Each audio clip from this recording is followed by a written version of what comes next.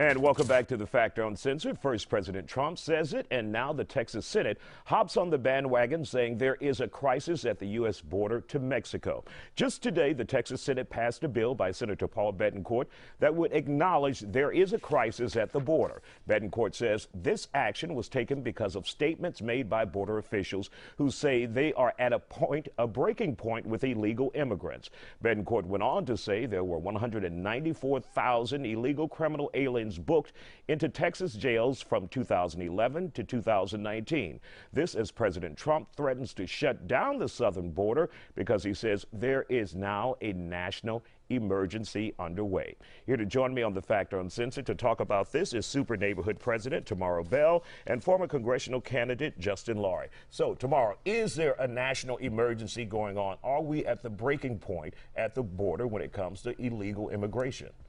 There is a major malady of inhumanity at the border. That is the crisis. You see, when you sit up there and say 194,000 illegals in jails for over 10 years, that's basically saying that you're putting in, what, barely 10,000 people in jail. Jails would go broke if that was all the people that got arrested in the jails.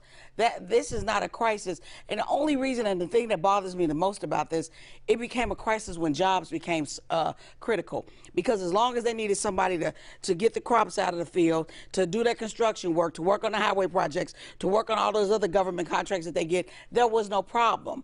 But now it's all of a sudden a crisis because it's like, okay, well, we got enough people here now, we don't need you all anymore.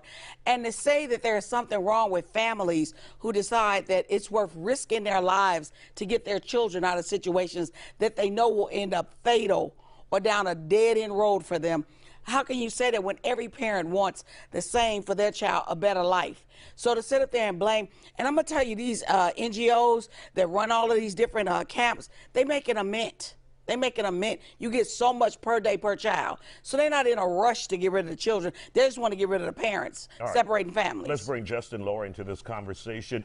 Is there a crisis at the border? It's almost comical to say at this point there isn't. You talked about the risk that some of the women have and the families. We know there are tens of thousands of women who have been raped, who have been forced into prostitution.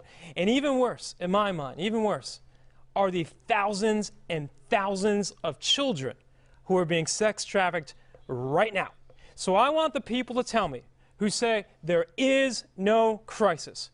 What is the acceptable number of women being raped per year trying to cross in? What is the acceptable number of children in sex trafficking? We have to solve this problem. We cannot let the status quo continue. He's talking about what's happening at the border. It is They're a problem. getting killed in the countries that they're in on a daily basis. That's why they're trying to escape. They're seeing this in front of them. They're coming here for a better life. That lets you know what they're willing to risk, what they're leaving, to be able to put themselves in that situation to hope for a better life. What about Afghanistan and Iraq and Syria and Congo? He's not shutting down airports. He's talking about shutting down a border to a country. I can assure you what is happening in these internment camps, because that's what they are, is a violation of the Geneva Agreement. I can assure you that it is, because you're not supposed to treat people in a hostile way when they're trying to seek asylum. But you see, if they were from other countries like Russia, or Sweden, or Scandinavian countries, they wouldn't have a problem with that. You're making many points here. And I'm glad you mentioned the airports, because under your plan here of what says ignore the laws, let's have the open border, our airports will be much easier. I didn't say open borders.